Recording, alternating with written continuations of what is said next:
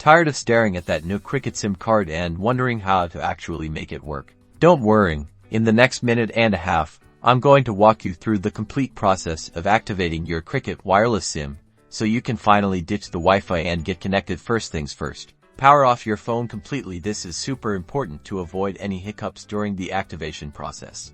Now, locate the SIM card tray on your phone. It's usually on the side and requires a SIM ejector tool, which probably came with your phone or the Cricket wireless package. Gently insert the tool into the small hole to pop out the tray. Place your new Cricket wireless SIM card into the tray, making sure it fits snugly and the gold contacts are facing down. Then, carefully slide the tray back into your phone until it clicks into place.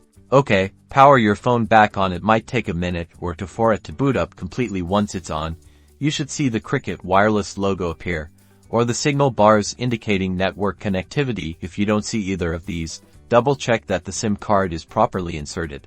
Next, you'll need to activate your SIM card online. Grab another device, like a computer or tablet, and head over to the Cricket wireless website. You'll need to either create a new account or log into your existing one. Follow the on-screen instructions to activate your service. You'll likely need your account number and the SIM card number, both of which can be found on your Cricket wireless packaging.